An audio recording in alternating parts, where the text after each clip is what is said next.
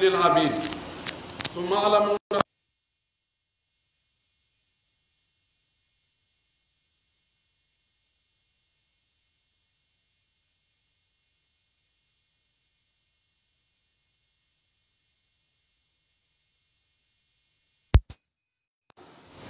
فحب الله هو أعلى الدرجات وأغلى الطلبات. يتي الله سبحانه وتعالى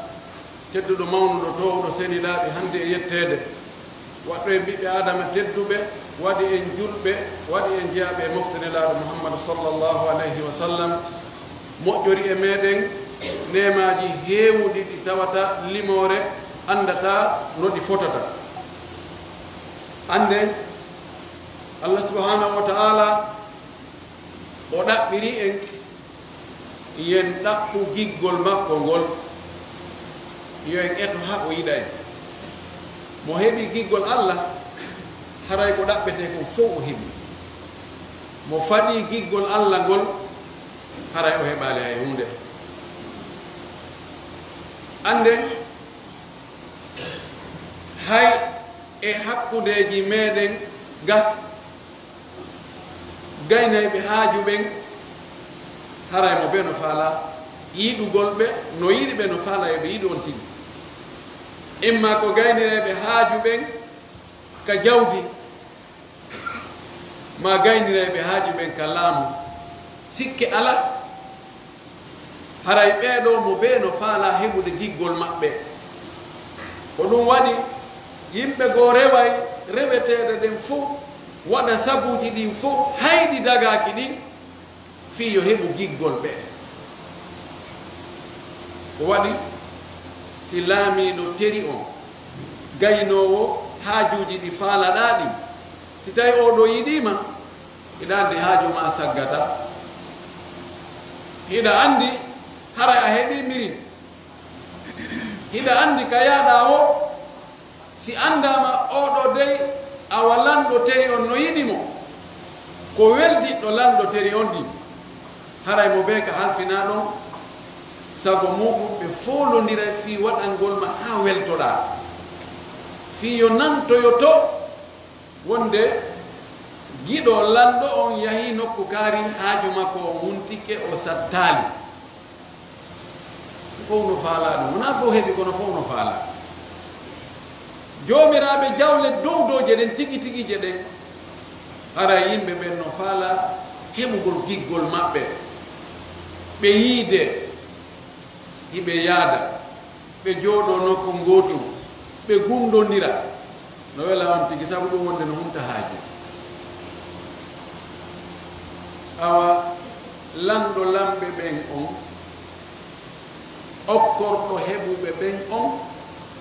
kanko kadi mo ɗaɓɓi yo en ɗaɓɓu giggol makko ngol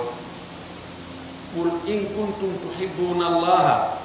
fattabi'uni yuhibbukum allahu wa yaghfir lakum dhunubakum nelaɗo yeeto yimɓe maɓe mofte maɗen si tawi hiyo yiɗi allah iwtire ɓaawo a jokkeelan ñembeelan ñentineelan ɗofteelan on tumati allah kadi yiɗa on si allah yiɗi on o yaafo on bakkatuji mon ɗi wa min annasi man yattahidu min duni llahi andadan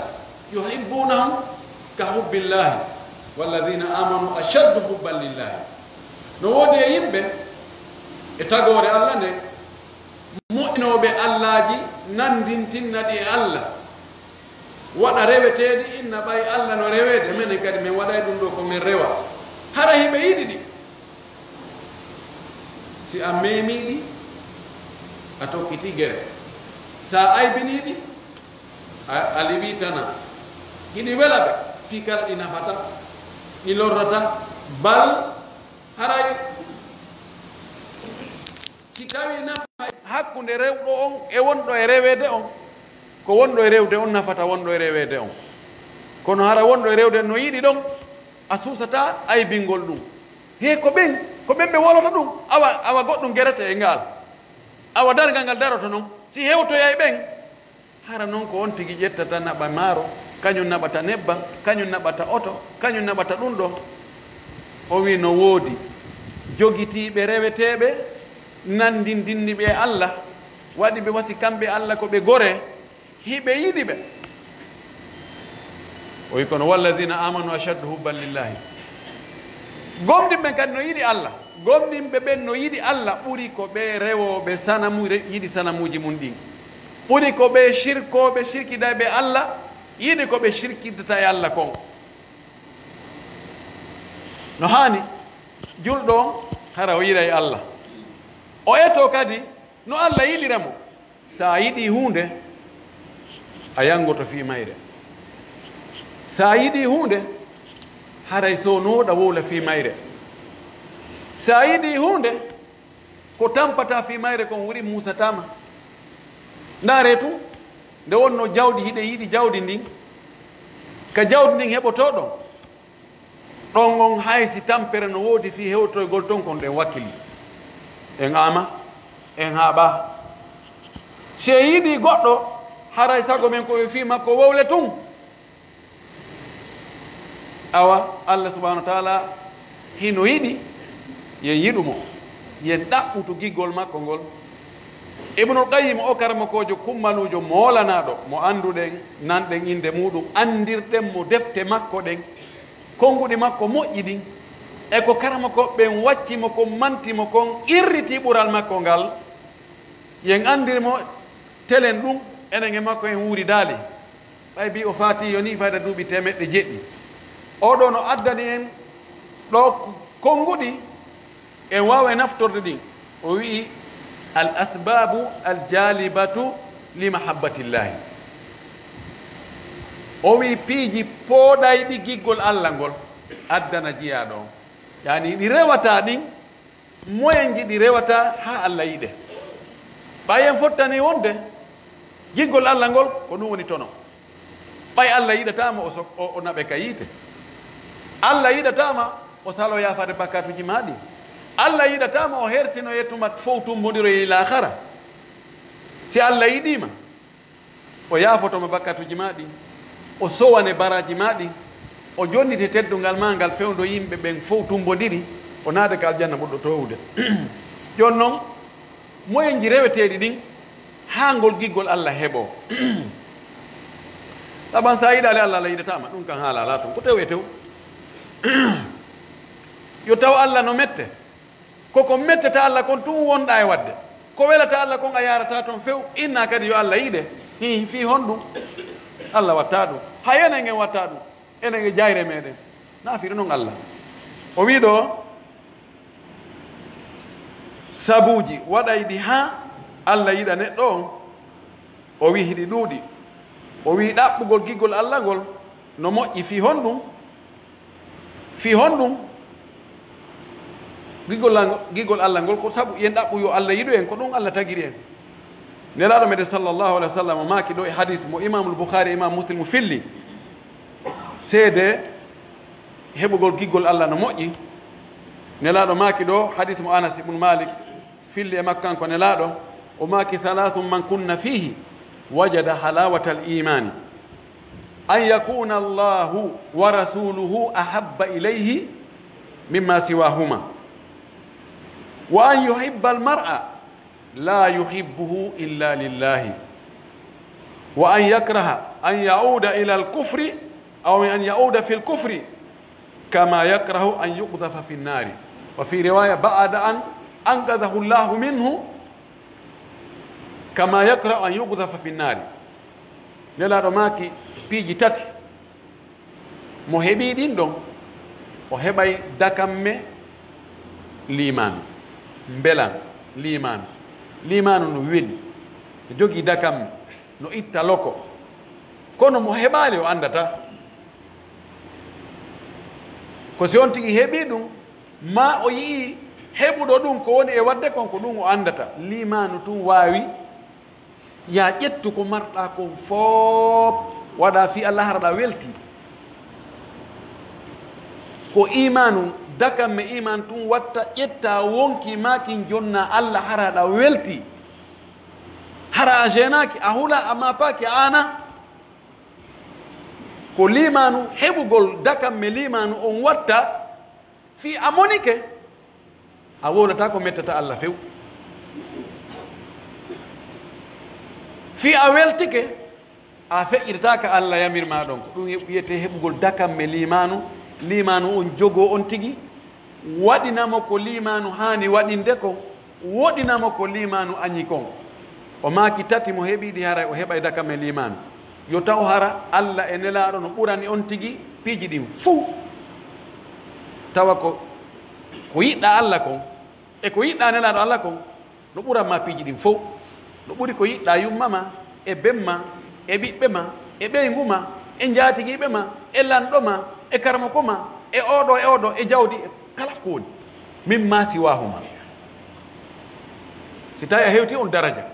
tawa Allah no ɓuranma piiji ɗin fof Allah e nelaɗo mum o haray a taƴi kutu a yehi ha kam muuti heedi ɗon yiiɗa neɗɗo tawa ko yiɗirɗamo wo ko fi Allah pet wona fi ono okkore wona fi mo duncane wona fi mo yahaka ma wona fi mo jogui relation ji wona hay fus wona tun fi Allah o no yiɗi Allah o no ɗofti Allah o no rewa Allah o welila ma asabahu he ɗum wela fi hande tawa hay hunde intérêt hun nder ton ala ko wiyete ɓay o simin weldi no gasa si haajuyanoyi hunde kaari ɗon on tigi soñjoyta ko ɗon yon tigi wakkilo min welda o ɓayimo okkanmi kamen fotti o adnana hunde kaari ka woni sayi o adnana hunde kaari min ono welanmi ma ono duncananmi tawa ko fi Allah tun ella ala a duncangol mo yiɗuɗa ma okkora mo yiɗuɗa wona ɗum woni ko fanda ko yo taw hara na ɗum ɗon tun woni objectif o na ɗum woni fandare nde tammum ɗum on tigi aña yiltitagol e keferagal wano o añiri mondede buge e nder yiite no anda e nder furnu ka birede ngal naɓete walline ɗon hay goto yiɗa wallinede ɗon yo taw hara on tigi no añi yiltitagol e keferagal nuni wo e keferagal ngal ɓuri ko o añi kon naɓede walline kal ngal biredi wal wallinte fiyo ngal ɓenduɗon mo heeɓi ɗum ɗo haray o heeɓi dakamme liman Ibnu Qayyim o maaki piiji waɗoji ha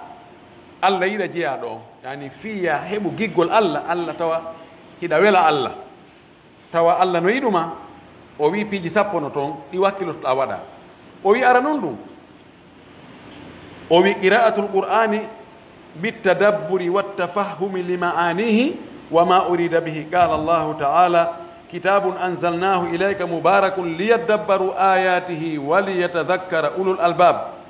wa qala afala yatadabbaruna alqur'ana am ala qulubin aqfaluha wa an Abdullah ibn Mas'ud qala fi wasfi alqur'an la tansuruhu نثر الدقل ولا تهذوه كهذ الشعر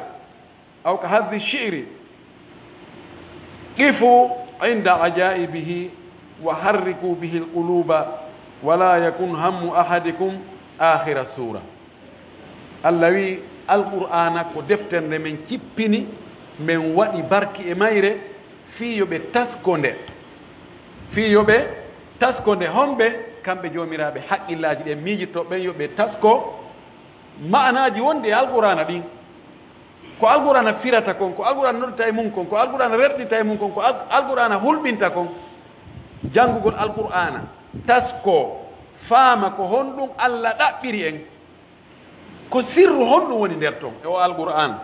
o janngama duuɓi wulure e duuɓi temeɗɗe 4 e duuɓi 50 ha joni goɗɗo haaɓali janngugol mo ha joni ngalawji makko ɗin lannali ñande wo a sikkay ko hande nde cippi ñande jannguɗa nde wo a heɓay baraji ñande jannguɗa nde wo a ɓeyda softede ñande jannguɗa nde taskiɗa o a yi ay piiji goɗɗi a andano ka diina ma e ka gurdam maɗa janngugol alqur'an on tasko mo moƴƴi waɗay ha Allah yiɗe way ko noon woni hay siko enen joni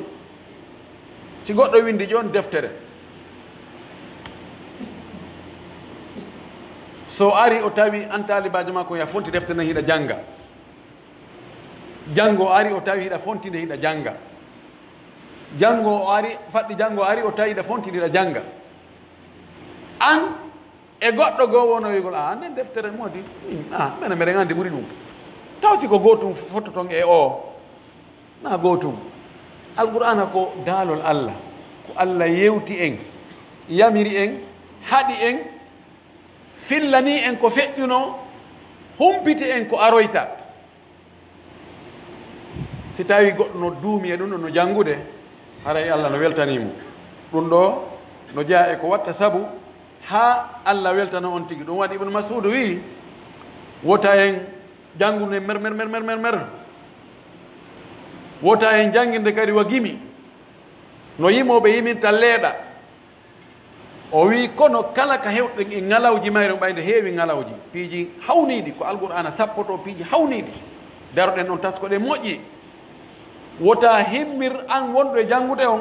ene ko luttanilen ɗerɗi ɗo mi surdu cortewol ngol ɗo luttanilen ɗo juso ɗiɗi ɗo emi gaynu wota himmir timminoygol ngol ndaari ko wonɗa janngude ko hiɗa faamude ɗum ngoofiɗo ɗi yamiroji hiɗa faamude ɗi hiɗa gollitirde ko ɗum woni o Abdourahmane as-Sulami goto e kibaru tabi'in himo fillo kamɓe no ɓe janngirayno alqouran on e juuɗe ɓe sahabaɓe ɓe wi si min janngino ayeji 10 ko ɗon min hattata taw min feƴƴata ɗon ha min hunjooɗe min faama ɗe min gollitira min heɓi gandal e golle min heɓi gandal e golle bimana min gollitiri ko min janngi kon si a janngi alqur'ana o a faamimo a gollitirimo wallahi Allah yiɗete o wi ɗum ɗo ko goo on no fiyo Allah yiɗe ɗimmum ɗum attagarrabu ila llahi binnawafili ba'da alfara'idi rawa al-Bukhari fi sahihihi من حديث أبي هريرة رضي الله تعالى عنه قال رسول الله صلى الله عليه وسلم إن الله قال من عادى لي وليا فقد آذنته بالحرب وما تقرب إلي عبدي بشيء أحب إلي مما افترضته عليه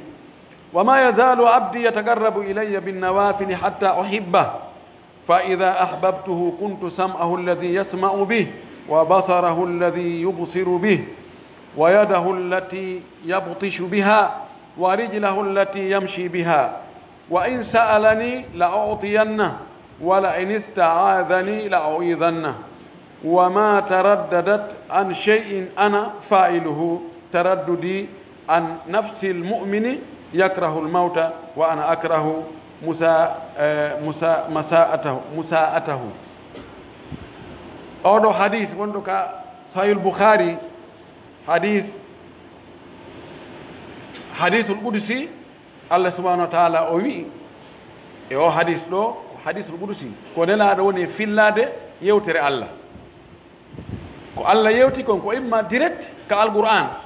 Jibril addi yewti nelaɗo ma ko Allah yeeti nelaɗo konngol makko ngol kanko Allah nelaɗo fillitingol kangol tigi no Allah yewtiri noon ɗum wiyete ko alhadithul qudsi kañum e qur'ana ko sendi ko alqur'ana kañum konngol ngol tigi ko rewirgol Allah sa jangi ɗa jogii baraji ko jannguɗa ko hay sa hutoral tawta no baraji hutolgol ngol ɗum ɗo na konngol ngol rewirten Allah ko ma'ana ko woni e konngol ngol kon waɗugol konngol ngol yamiri kon acca konngol haɗi kon ko ɗum rewirten Allah Allah wi ɗo mo añi giɗo an on dartike giɗo an hara yo anndu o déclari guerre hakkunde amen hay enen giɗo ma propre giɗo ma laaɓuɗo pos mo yani e on ɗon haray koye ma o yani ayne ɓen ɗon noon ɓen ko menen goyno on ɗon noon no mi jaɓata fef ɗum hewtata ɓen min on ɗon ka wonanimi ka wonki an ɗo a annda tu sina ɗo na on wolaniɗa hunde kaari jaɓata giɗo maɗa tampine giɗo maɗa añe giɗo maɗa lette hiɗa mari feere lutta ɗo haramara feere Allah wi mo añanilan dartanikilan giɗo an haray o tokki gere hakkunde amen o wi jiyaɗo an on ɓattortalan hunde ɓurayde lan welde wasi o waɗi komi farli e hoore makko kon taw kala golle ko watten ko ɓurata welde Allah kon ko yen waɗu farilla on taw dewal be no woodi farilla e naafilo julɗele ɗen no woodi farillaji waktuji ɗin joyi no woodi naafe jawdi ndin ittugo zakka on ko farilla sadakaji ɗin ko naafe hajju ko aranu ngun woni farilla ko luttiɗon kon ko naafe korkan ko suuma e woni farilla mahara ko on tigi waɗi takkani hoore muɗum ko lutti kon ko naafe waɗugol taw ko farlima kon taw ala ko weltinirta Allah ɓuri ɗum ɗon Allah wi noon si tawi on tigayni farillaji ɗin o sertata himo ɓattoranmi naafiloji kadi ɓeyda ɗon naafiloji ko bonisi on noon ha mi yiɗamo simi yiɗimo haray tere makko ɗen fof ko min komandi o darata sina ko mi yi o daaro ko welatanmi kon o heɗata ko sina ko welatanmi kon o yahata sina ka welatanmi toon o memata o ittata o tappata o mawlata sina ko welatanmi kon wallahi oɗo so tori kelan tun mi okkaymo so mooli kelan mi dandaymo daren si tawi alhaali ɓen on e ɓen e o hadis ɗo daren ko honno woniri idan no jeeya e sabuji waɗaɗi ha Allah yiɗe jeeyaɗo makko on yon tigi waɗu farillaji ɗin o watta kadi sunnaji ɗin hoore ɗon o wi tan muɗum dawamu dhikrihi ala kulli halin billisani walqalbi walamali walhal fatusibuhu min almahabbati ala qadri hadha qala ta'ala alladhina amanu wa tatma'innu qulubuhum bidhikrillah ala bidhikrillah tatma'innu alqulub روى البخاري ومسلم من حديث أبي هريرة رضي الله تعالى عنه أن النبي صلى الله عليه وسلم قال يقول الله تعالى أنا عند ظن عبدي بي وأنا معه حين يذكرني إن ذكرني في نفسه ذكرته في نفسي وإن ذكرني في ملأ ذكرته في ملأ هم خير منهم نجاء سابوجي كو وات الله يدا جيا دون يو اونتيغي دومو جانتagol inde Allah yo ontigi mantu Allah sowno o jarna Allah la yazalu lisanuka ratiban min dhikrillah wota ɗengal ma ngal sertu no loppi tuutaɗe fi jantagol inde Allah neɗɗo no jooɗo on mba hunde ko mum fanka buɗe no wawi leere fof jooɗi embouteillage si wola koygol modi ɗum ko tampere modi en soñji modi laggine ɗo modi ɗum ɗo ɗengal ngal wowli o fayda si affaire probléme ji fi honɗum marɗa ngal ɗengal in subhanallah alhamdulillah la ilaha illallah allahu akbar ɗiɗo konnguɗi tun si a jokki ɗiɗo wallahi Allah weltantuma subhanallah alhamdulillah la ilaha illallah allahu akbar laɗo maki konngol ɓuraygol welde Allah ngol o wi ngol o wowli e yimɓe luttuɓe attino ɓen ko wowli kon ko wigol la ilaha illallah wahdahu la sharika lahu lahul mulku wa lahul hamdu wa huwa ala kulli shay'in qadir si a jantade inde Allah sowno o haray Allah kadi no jantade inde ma nden ko ɗum waɗi Allah subhanahu wa taala o wi'i ɗo ala bi dhikrillahi tatma'innul qulub ko e jantegol inde Allah ko ɗum wallinta ɓernde wallahi moɓugol jawdi ha ɗuuɗa tun si limanu ala ɓuttinta ɓernde wallahi laamagol tun si limanu ala ɓernde ɓuttata teddungal jawle ɓiɓɓe e ɗum ɗo fof na ɗum ɗo tun watta ha ɓernde ɓutta woodi mawɓe boyi e aduna ɗo kono ɓe heɓal ɓuttu ɓernde o wi ala bi dhikrillahi tatma'innul qulub si a anditi wonde Allah himo reenuma himo andi fiima ko sabu yurmede o tagirma himo marani huloɓe moɓe yiɗuɓe mo e hunde kaari ɓernde ma nde waaloto nelaɗo maki sallllahu alayhi wa sallam Allah subhanahu wa taala o wi'i o wi min Allah oɗo kadi ko hadisu ɓursi o wi miɗo ka jiyaɗangon sikkinmi ɗon ko ɗon mi woni o wi si tawi jiyaɗo an on jantikelan wowli fi an mantilan min kadi mi mantaymo so wowli fi an o mantilan o jantike inde an nden e gundo kanko tun e wonki makko min kadi mi jantotomo e min tun mi wolanta malayka ɓen si tawi jiyaɗo Allah on o jantike inde an nden e yeeso yimɓe o mawnilan yeeso yimɓe allahu akbar kodi hulen allah kodi mawnen allah yeeso yimɓe allah manta on tigi kadi yeeso jama ɓurɗo on ɗon jama malaika jama ɓe yeddata allah jama ɗoftiɓe jama tedduɓe allah en nawa kaarijo ko tedduɗo kaarijo ko hulayɗo lam kaarijo no laɓɓinaninmi kaarijo no rewanmi kaarijo ka won ɗo fewn ɗoni mo jantade inde am kaari ka woni fewn ɗoni himo rewde lam yo gandi ɗum waɗi si allah yiɗi on tigi o wiya jibril kaari miɗo yiɗimo mo welanmi yiɗumo nani jibril en mi yiɗimo min kadi jibril ara nodda ka asama malaika ɓe he awa ko teddungal moɗon déclaration allah no yiɗi jeyawde mum kaari mo kaari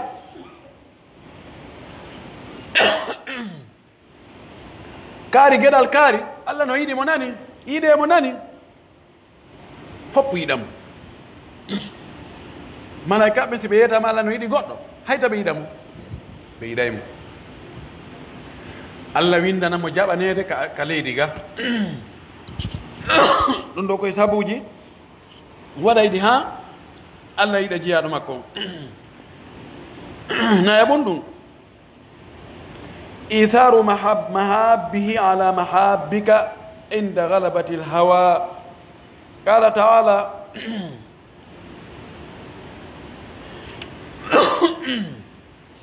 قل إن كان آباؤكم وأبناؤكم وإخوانكم وأزواجكم وعشيرتكم وأموال اقترفتموها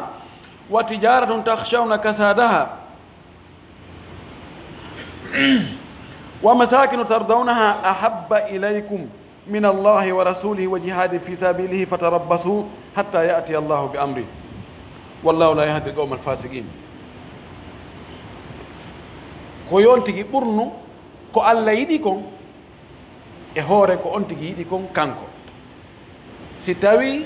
mbeleɗe ɗen faaleji ɗi luutodiri honno heedinte yeeso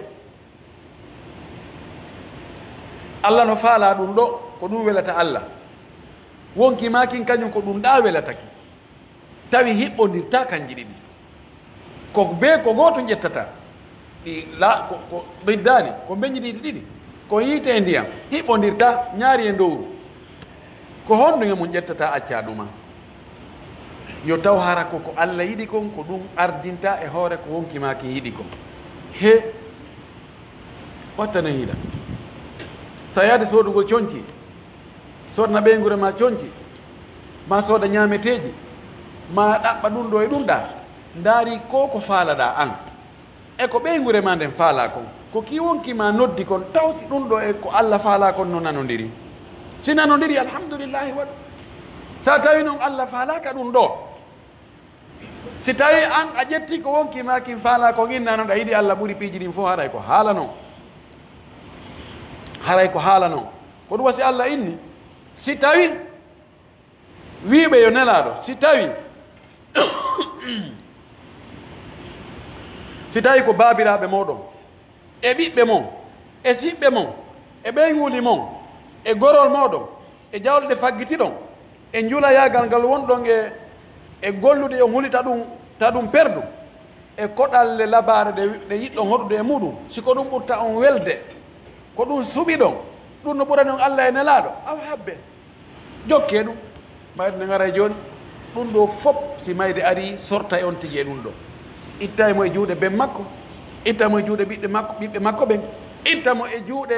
nene gotoɓe makko itta mo e juuɗe gorol makko ngol itta mo e jawdi ko marno kon itta mo e hoɗo ka hoɗuno ɗon ɗum wasi tawi o yaadali e giggol allah ngol hara o heɓali hay hunde en torki allah yo allah okkor en giggol makko ngol allah yo taw hara ko kanko e nelaɗo makko o ɓurani en dendanagal goɗɗum ngo ko yiɗɗen kon aqulu ma tasma'una wa astaghfirullah li wa lakum wa li sa'iri lmuslimin min kulli dhanbin wa khati'a fastaghfiruhu innahu huwal ghafurur rahim.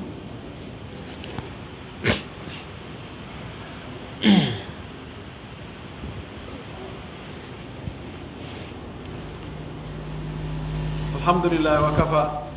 وصلاة وسلاما على نبيه المصطفى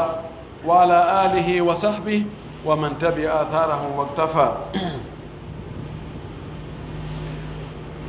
الرابع أو الخامس مطالعة القلب لأسماء الله الحسنى وصفاته ومشاهدتها وتقلبه في رياض هذه المعرفة وميادينها. قال الله تعالى: ولله الأسماء الحسنى فادعوه بها وذروا الذين يلحدون في أسمائه سيجزون ما كانوا يعملون. sabu jeegamo ma sabu jowaɓo on e sabuji waɗayɗi ha Allah yiɗa jeyaɗo makko on koko faggitete koko ɗaɓɓete. Allah subahanahu wa taala tama himo yiɗi en gila ka fuɗɗode, ko ɓayi mo yiɗi en ko ɗum so waɗi en ɓiɓɓe adama, ko ɓayi mo yiɗi en ko ɗum so waɗi en julɓe, ko ɓayi himo yiɗi en ko ɗum so okkoren ɗinemaji ɗon. joni noon enen kadi ko honno noon won tengo télé men on fiyo ngol giggol yo ngol duumo ko ɗum ɗon wona e wolere ɗo no jeeya e ko watta ha Allah yiɗa on tigi yo ɓernde on tigi nden yiltodir e inɗe Allah ɗen e sifaji makko ɗi wasi tawi himo reeni Allah ɗe inɗe Allah e sifaji makko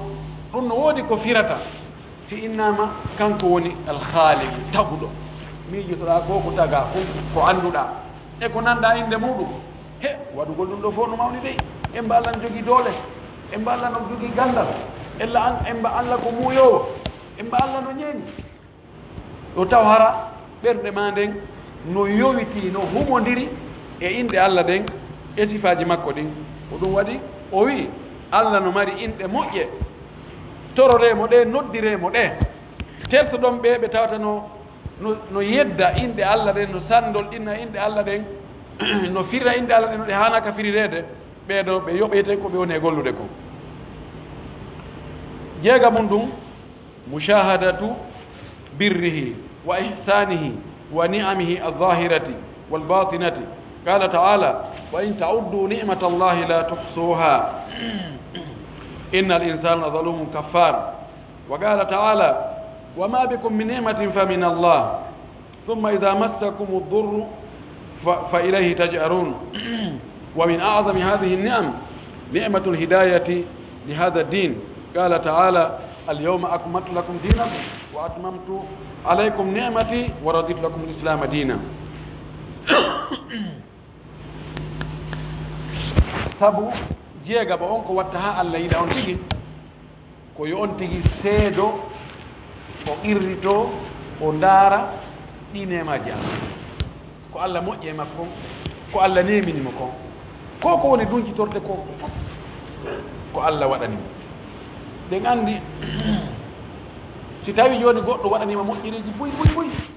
ñande nin jiɗa moƴƴereji ko waɗanma ko wo a ɓeyda mo yiɗude ka sikki ala ko noon neɗɗo tagira neɗɗo no tagira yiɗugol moƴƴiɗo e mum. ɓe wi jubilatil anfusu ala hubbi man ahsana ilayha. wonki ɗi no tagira noon ko yiɗugol kala moƴƴiɗo e majji ala moƴƴiɗo e ma hewti Allah. ko ɗum waɗi o wi ɗo si en limi nemaji Allah ɗi o nemini en ɗin en andata no ɗi foti wallahi hatti ndu hendu ndu wonnen e fofude hatti e nduɗo tu hatti e yo neɗɗo o ñaamu nema Allah on fu yaltoya kadi no hani yaltude noon hara son kaali moɓodiraka ɓay pellet si tawi joni ko hani yaltude yahe naɓe ka hurgo si ɗum kalike ñallal fof on ti yaali hurgo na janona to soko o ɓetike ha o ari mo faala hurgo faala sattalde ha feƴƴi so hewti taw mo ɓiñiri koye ɗen taw so hewtode o jiro sata hay woɓɓere mo hewrata ko ɓe taw satane pip o doga fuɗɗo ko Allah andi so omba bafanga so ombatanga so o gayni on joni hewti kon ɗum wi faw yalti he ay serne mi wirtaki kono fewno ko rewta hay o renaɓe hakke satal nen to hurgo ngo reeni o yaa o humtat noon ha o gayna o loota ha moƴƴa warta o jonde salne on jarama alibarka on jarama hari are ɓittike honto keɓal Allah ngal joni oɗo ko tatal enen jonnuma nakan ko itti ko kalino ko si ɗon luttiro kalare ɗon on to yeyi ɗo joni o emi ka aron ki marsali few honto ɓe foggindinamo iñasidi ɗon marsali ni naɓe ɓe Dakar naɓe ɓe Tunisie si yawoy ɓe inno ha ɗum ɗo si iway ɗo on waɗa ɗo guluji $50 tawi ɗi no woodi himo mari ɗi ko ɗin tumo mari honno mo wiyata non ko ɗin noon tun ko bajjino mi ala memre no joni acce ɗon wallahi o wi ay addeɗi on ɗo iw tum himo wakkili finantugo ko mari kon fof fii ɗe bawle dumbiɗe ka laɓorde ɗon fiyo ɗen iwde ko gon gana gonga wallahi dan antini nemaji Allah ɗum ɗo ko yaltingol soɓe on tum ngol ɗoygol feƴƴugol tun taka feƴƴi ɗo e walta fuɗɗi ka hirde ko nema noon si ngol ɗoygol kadi goɗɗo wonno ɗo rowandi wa rowandi a fayde so mo ono delon toon nan Allah yomi ɗano mi ronku ɗanade mi ala nownade fus wona ɗoygol ngol wallahi ko wonta balɗe ɗe harano dalla docteur toon nan Allah yomi ɗano yehi Dakar yetti lekkele gonku tawi ko tana ko nambara ko albalaw mi andano mi wattirino ka sakkitode o noddilan ka sakkitode ni joni mi watta ɗanade seeɗa seeɗa kono mbi ɗum taƴi ko téléphone men andi den nemaji Allah ne koye andutoɗi yoni wonu ka ɓernde ɗon ka haqqille ma sono wota ndaaru direct on waɗanɗoma goɗɗo ƴetti goɗɗo jonnima jarno mo weltanɗama kono andutu ko Allah okkori o ko Allah kadi wurtimo yo okkore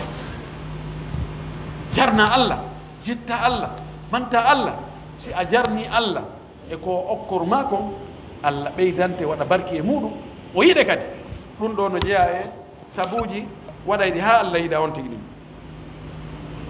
o wi asabi jeɗɗa mum ɗum wa huwa ajabuha inkisaru qalbi bayna yadayhi قال شيخ الإسلام ابن تيمية العارف يسير إلى الله بين مشاهدة المنة ومطالعة عيب العمل مطالعة عيب النفس والعمل روى البخاري في صحيحه من حديث شداد بن أوس رضي الله تعالى عنه أن النبي صلى الله عليه وسلم قال سيد الاستغفار بأن يقول العبد اللهم أنت ربي لا إله إلا أنت خلقتني وأنا عبدك وأنا على عهدك ووعدك ما استطعت أبوء لك بنعمتك علي وأبوء بذنبي فاغفر لي فإنه لا يغفر الذنوب إلا أنت no jeeya sabuji ɗi waɗa ɗi ha Allah yiɗa jeeya ɗo ɓernde makko nden helgol nde yankino nde hula nde maako sabu ndaarugol ɗinemaji Allah ko mawni ko ndaara ko golle neɗɗo ɗen ko fanɗi ko tawa himo yawani hoore makko ndaari ko mi waɗi ko Allah waɗani min ko min ko honno mi wayi ndaari miɗo yedda Allah ndaari miɗo ronki wadde ko Allah mi waɗu ko e hoore miɗo waawi e hoore mo waɗani mi ɗum ɗo fof kanko tewtakinam o okkori mi ɗengal mi fenira ngal ɗengal mi yeddira ngal ɗengal mi yeddiramo ngal ɗengal kono jaɓitali ngal o waɗa Allah bobojo o okkori mi guite mi ndaara ko harmi o fusatade inkisarul qalbi taw on tigi ɓernde no hoyi no jaasi himo holli hoore makko emo jaasi ɗum ka waɗi ha Allah yiɗa on tigi ko ɗum waɗi oɗo nela sala sallam maaki toragol Allah yaafuye on fof konngol ɓuraygol welde Allah wongol supérieur si toragol Allah yo Allah yaafom o du'a mo jannguɗen ɗo ndaare nder toon wa abuu bi ni'matika alayya miɗo qirriti nemaji maɗi nemiɗani ɗi miɗo anditiɗi hiɗi ɗo miɗo yiltiɗi kadi ka ma ko an miɗo andi ko an waɗi wala yigol min ko technique ɓenen ɗo he pijiɗi meɗen andi no yarata mo anda ɗum o heɓata lam tabuk bi nimatillahi ilayhi a yiltade nema Allah ka makko ko gonga on technique ma no woodi jannguɓe ɓurɓe ma no woodi jannguɓe économie ha heeɓi doctorat tawa ɓe mana hay fus fayde no woodi ɓe wawata winde hay inde mum nde tawa no jogui milliard ko Allah okkata qirritagol nema Allah on ɗum ɗon waɗay saabu ha Allah yiɗa on tigui sabuna Allah yiɗa dullanede hay enen en yiɗa dullanede jeetati on الخلوة وقت النزول الإلهي وتلاوة كتابه ثم ختم ذلك بالاستغفار وجاءك وقت الله يدا on tigi weddotugol hoore muɗum fewdo ko Allah cippoto ɗon tawa yimɓe ɓuynoɗani fof no hira si woni tatabal jemma sakkitingal ngal naati fadde 3 heures du matin Allah cippoto ha ka asama dow ɗo o inna ko hombo torotomin hokkoram ko hombo intinoto ka an mi yaafomo ko hombo moloto mi moolam o wi on tigi immo noon fewno ɗon wedduda e hoore mo fewno ɗon fewno wona ɓeygu wona ɓiɗɗo wona giɗo wona foppunomo ɓe no jogui haaji mo noɗani immoɗaɗo noon fewta Allah noon toroɗa noon Allah rewa Allah juula ɗon jangga alqur'an jantoɗa inde Allah juula e nelaɗo jeeja Allah noon yo Allah yaafo bakkatuji maɗi Allah yiɗete ɗum ɗo no jeeya e sabuji waɗayɗi ha e tawa Allah subahanahu wa taala weltanike on tigi ko tigi on ko sakkitigon ko yon tigi woɗɗito kala pi hum ko tawata si on tigi ɓattike ɗum kanko e Allah ɓe haɓay ko waɗi si a wadde ko welata goɗɗo kono kadi a accata ko mettatama kon gigol ngol dumata ko ɗum Allah kadi so tawiɗa wadde ko weltama kon to kono ko mettatama kon kadi ko ɗon ya jokki ɗum ɗon a heɓata giggol timmugol ngol haray hay so yiɗirimaɗa kono mo añirimaɗa yo on tigi woɗɗito kala sabu waɗayɗo ha Allah tikkanam ko watta ha Allah tikkana neɗɗo on wo ko si o yeddi Allah e yeddugol Allah ngol noon e fof yo on tigi rento o tawi ɗum ɗo a ɗum ɗo probléme ala ɗo andi wonde ko yawitagol piiji ɗin ko ɗum additanaji yawitagol piiji ɗin adday tana ɗawa yawitade ɗo hunde sikka nde wonade hay fuy kono hara ko ɗum woni danger o ko ɗum woni waadere kuura nden hara honno heɓuno iblis o yawiti ko hanaka yawitede Allah wi sujjan o iblis ano andi adama ko yeeso makko taga haɗi ko loopal ngal no ɗon o rewlewana ko nduni kadi kanko ko supérieur jo ko kohojo ko rewayɗo Allah ko waɗayɗo piiji ɗi fof yani mo jogui responsabilité monnaɗo o noon taga ɗon ko e loopal mo reeni ɗum yeeso makko neɗɗo ko ɓe wi kasratu misage o zéro ihsas si tawi hunde ya reeni de a wonde mayre a ara nde hitta e ma a yawita ko wogodiral ngal adda e yawre ɓay Allah inni sujjan ɗo ɓay o moƴƴinimo ha o wita ko hondu ni ɗum ɓeta ko hondu ni ko loopi hondu ni ɗum Allah muyi ɗo ganda Allah tagi a jaga wone Allah ini awa on fof ƴuwanemo fof malaka o fasajana malakatu kullum ajmaun illa iblisa aba wastakbar donc o wi a asjudu man halakta tina o yowitoni Allah ko o mi sujjana o yamira goɗɗo ngo kan kono oɗo o yawiti idan wota wi ɗum ɗo ha ɗum ɗo moodi moodi wota yawi to bakkatu anda seeɗa e seeɗa si hiɓɓidirama haray woni buygoy ngo maayo koko ɗuuɗi ko fof ko cinte hiɓɓodiri woni maayo ɗe pelle ko ɗuuɗi kon fof ko koccohoy moɓodiri woni fello si tawi ñande o a heɓay dunubaji 50 gokkoy ni ñande o ko 50 jago kadi 50 a wuri duuɓi 50 si ɗum hiɓɓidirama haray ko jelu marɗa c'est des milliards haray ko bakkatuji milliards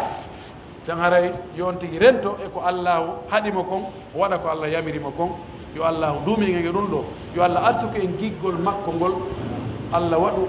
haray ɗe yiiɗi Allah kadi yiiɗa en torki Allah yo Allah yiiɗo en yo Allah ɓantu fimen yo Allah waɗu en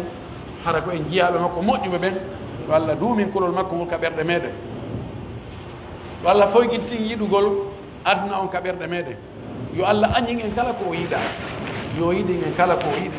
tawata so yiiɗi nafay en torki Allah yo Allah ɓeydan en liman on Allah ɓeydan en ɓantal ngal Allah ɓeydan en ɓutto on Allah ɓeydan en teddungal ngal torki Allah yo Allah hebbi liman ka ɓerɗe meɗen yo Allah hebbi kulol Allah ka ɓerɗe meɗen yo Allah wurtu tere men ɗen e waggol ɗoftare makko nden torki Allah subahana taala e dande bone iblisa e koneri muɗum torki Allah subahana taala yo Allah o moƴƴin alhaaliji men ɗi fof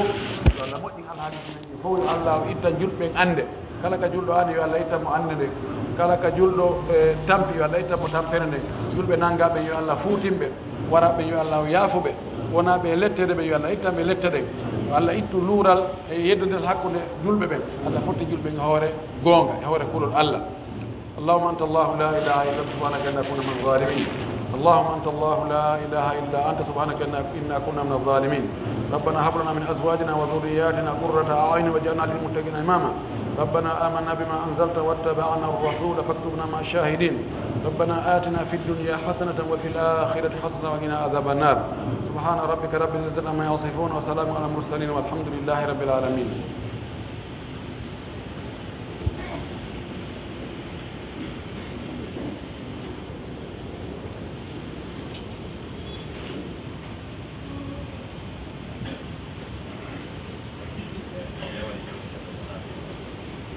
الله أكبر الله أكبر أشهد أن لا إله إلا الله وأشهد أن محمدا رسول الله حي على الصلاة حي على الفلاح قد قامت الصلاة قد قامت الصلاة الله أكبر الله أكبر لا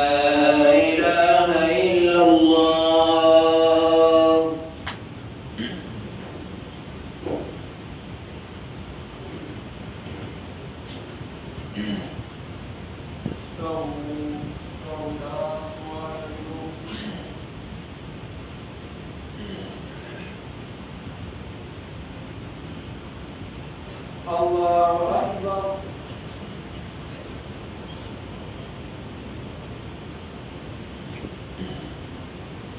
الحمد لله رب العالمين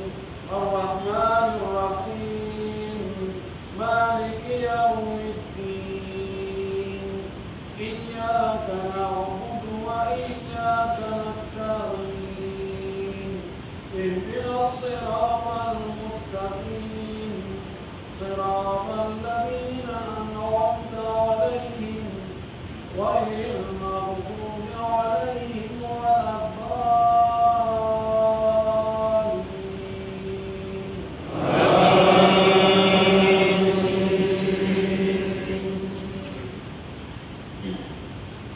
ولقد جئناهم بكتاب فصلناه على علم هدى ورحمة لقوم يؤمنون هل ينظرون إلا تأويله يوم يأتي تأويله يقول الذين نسوه من قبل قد جاءت رسل ربنا بالحق فهل لنا من شفعاء فيشفعوا لنا أو نرد فنعمل غير الذي كنا نعمل قد خسروا أنفسهم وضل عنهم ما كانوا يفترون إن ربكم الله الذي خلق السماوات والأرض في 6 أيام ثم استوى على العرش يغشي الليل النهار ويطلبه خفيفا والشمس والقمر والنجوم مسخرات بأمره ألا له الخلق والأمر تبارك الله رب العالمين الله أكبر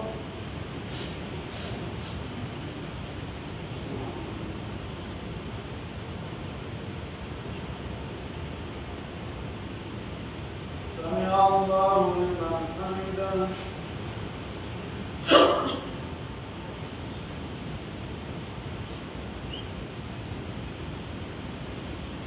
الله أكبر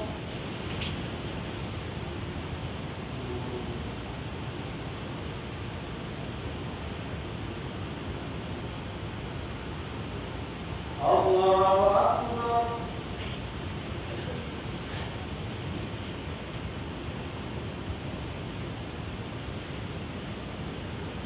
الله أكبر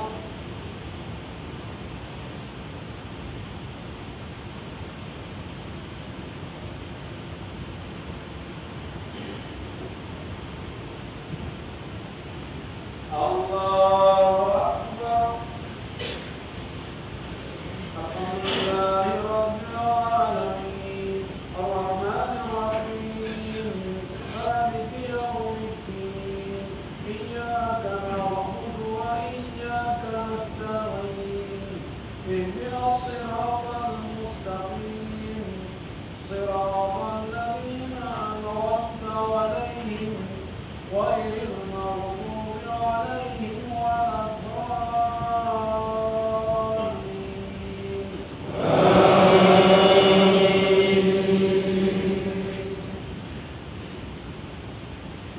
ادعوا ربكم تضرعا وخفية إنه لا يحب المعتدين ولا تفسدوا في الأرض بعد إصلاحها فادعوه خوفا وطمعا إن رحمة الله قريب من المحسنين وهو الذي يرسل الرياح بشرا بين يدي رحمته حتى إذا أقلت سحابا ثقالا سقناه لبلد ميت فأنزلنا به الماء فأخرجنا به من كل الثمرات كذلك نخرج الموتى لعلكم تذكرون. الله أكبر.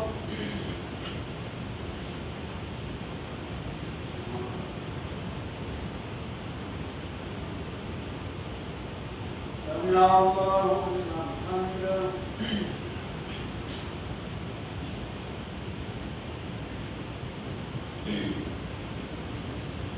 الله أكبر.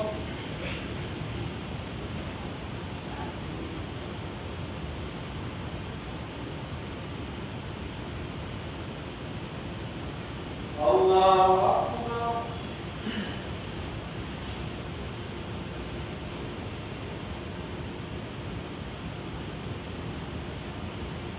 الله أكبر.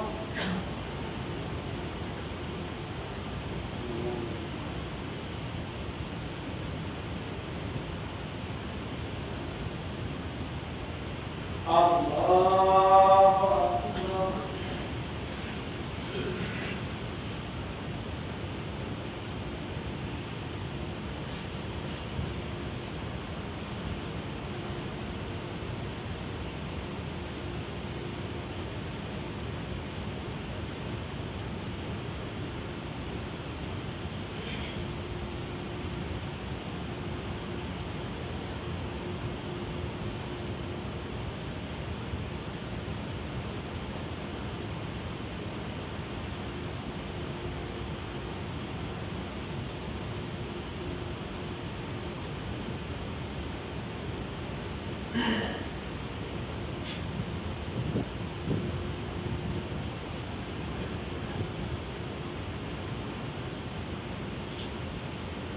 السلام عليكم ورحمة الله. السلام عليكم ورحمة الله.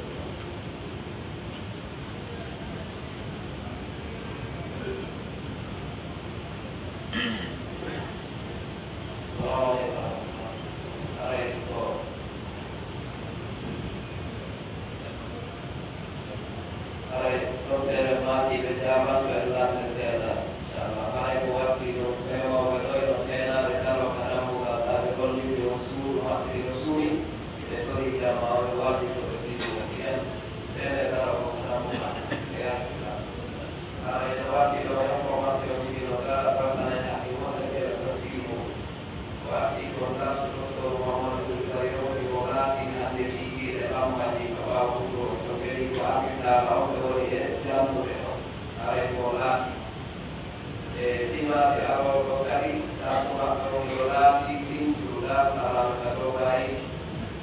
pulau kepala awal saya kontak kepada orang ini dengan saya awal saya ini dia pamer untuk proyek terus untuk ya mata ini terus ya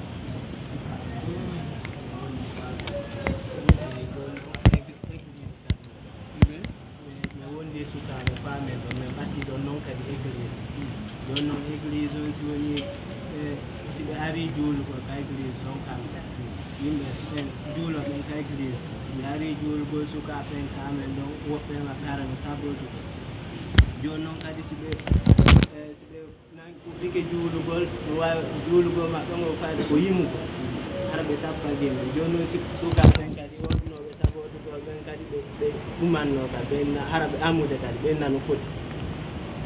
ko julɓe noon sukaɓe kono haraɓe amude ɓe nano foti ko ɗum woni fiyake e ñawore ɓen nanda ɗum ma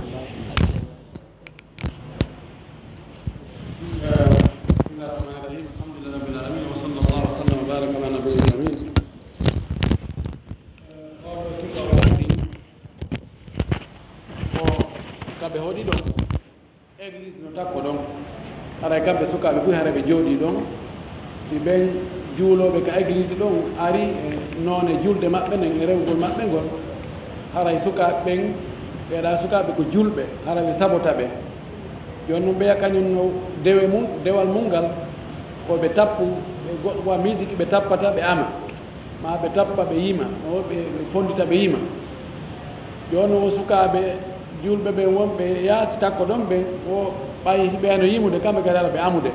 ɓena ono foti o ko musique ɓe amude on no woni nde ñawore ɗon sukaɓe ɓen ɓe falji yoɓe tertota ɓe sabutu wota ɓe tugguɓe ha yunde ɓe terto ɓe lakum dinukum waliya din mo ɓe eno hoolore si ɓe wakkilike convaincugol nodda woɓɓe goɗɗimo maɓɓe ɓe andi ɓe yeytoɓe ɗum ɗo dina kan o dina l'islam on ɗum woni ko selli joni yoɓe waɗu sinani yoɓe terto ɓe few ɓay ɓe andi joni si kamɓe kadi ɓe ari ɓe tawi ɓe juulude ka juulirde ɓe sabotiɓe welataɓe allah ko wiwo taw yennu ɗiɗe ɓe rewata sakko ɓe yenna allah e ngaygu e majjere koɓe tertoɓe ɓe jokka haaji maɓɓe e a si tawi koɓe tappata kon no nande musique no harmi kamɓe ɓe anndi amagol ngo kadi no harmi joni ko ani bone na ko na bone bugitorte ani gimol ngol wona yeddirgol gimol ngol gamol hollirgol gimol no boniri gamol ara e moƴƴaali ɗum noon ara e koɓe terto few si ɓe yimi ɓe tappi ɓe hoɗi wota haaji maɓɓe woni e ɗum wota ɓe tefo ta ɓe ƴeew ko ɗum noon woni ko haani kon ton kala hawɓe e sawar nanda demmanga babbo goɗɗo heɓa kadi jonanno waɗa ko téléphone bombo on landuɗo aray ko suka ɗuɓel ngo tan waare o desono sonnajo ɗo e o nawni e nder muɗum ɓeygu makko ɓay o yani ɗo tension aɗa duuɓi tatini woni ɗo haa ka sakkito ɗum o leytande feƴƴinde ɗo sonnajo on yalti hoore makko mi ronki min jokkiti nde wotere min jeeji o arti ɗinde mi sakkito ɗum ɗo kadi o yahi o wontinɗi o ronki joni noon sakkito ɗum ɗo ko yani ko suka o ala wawde wowrude joni noon yimɓe iwo on tortike joomum mo jurriyanimo geɗalɓe gooto joni noon aray on woni on ɗon fiyake min gerda ɗum ɗo joni oya wawata wowrude ɓeya tortike ɓeygu makko so nawni waali kono mo faama so eɓɓama o faamani joni ko weeɗo ɗon ko joni ko gonga ɓeeɗo ko landi o ko musidɗo maɓɓe baaba gooto no jombi sonnajo ɓe wondi haa ɓe jiiɗoritere mboobo gooto kono suka o yani tension joni noon duumike debbo on yangike ɗon nandi haa o wi o haaɓi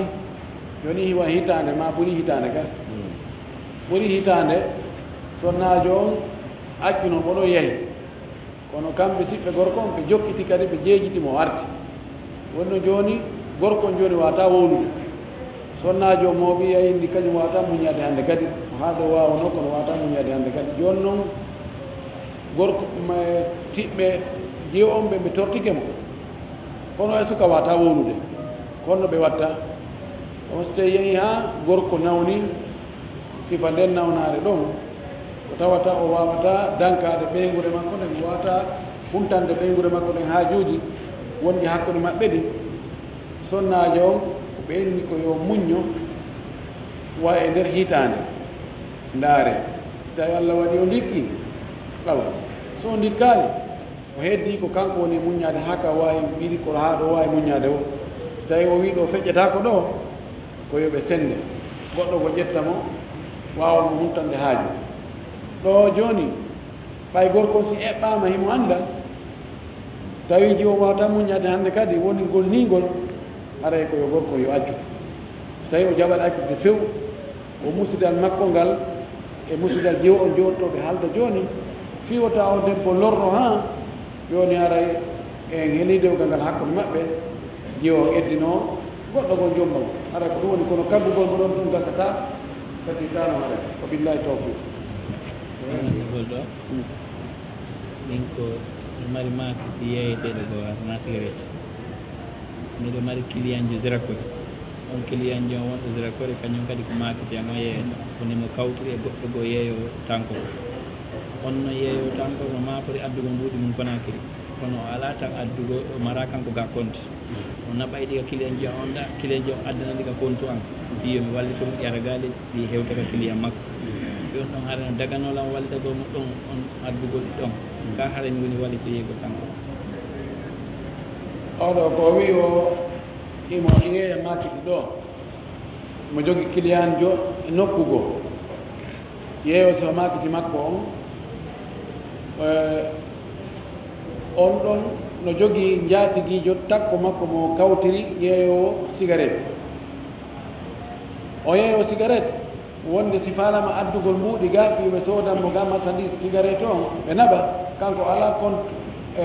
ani Orange Money o naɓa ka oya on ɗon addan ka compte oɗo ɓe yaltina mbuɗɗin ɓe sooda tankoro ɓe natta wosi kay sella ka o wallitomo kanko wonɗo ga on mbuɗɗin transféré e compte makko ɗi yaltine ɗi jonne oya e client makko ɓe nga ɓe sooda tankoro ɓe naɓanamo si tawi ko tankoro on tun no annda ko so hendike muɗin ko tankoro tun o sortani cigarette tun daga ka walluɗaɓe few dagaki yoɓe yeeto ɓe créé an hoore ɓe konti goɗɗo goo ɓe naɓi nokko kono anga wallita ko few ko tawata ɗo ko yeddugol allah te ɗum noon ko cigarette o no harmi moƴƴingol no harmi yeeyugol no harmi fiimugol ɓayno hara koko harmi ɗon e wadde taw tigi wallitoɓe tottina noon ko heɓay kañum kadi keɓal ka bakkat ganda sakiti ganda nelanɗo ko fii ɓe juuloɓe ko étage ji to hara ɓe jokka micro si tawno sella o ko ɓe juuloɓe ka étage ji to ɓe jokka micro o so tawi no sella so tawi ga heewi fof tawi ala ga fes ala kawte heɓi feere joojo no yona kono noon sellata kam ndi juuɗa yaasi ma juula to hara place ɗi no woodi ga juuɗe ko ɓeyde heewa taw si hibboya ɗo tuma heewi wo si hibba wa akhir dawan ko bari yagal ngal min mini وعليكم السلام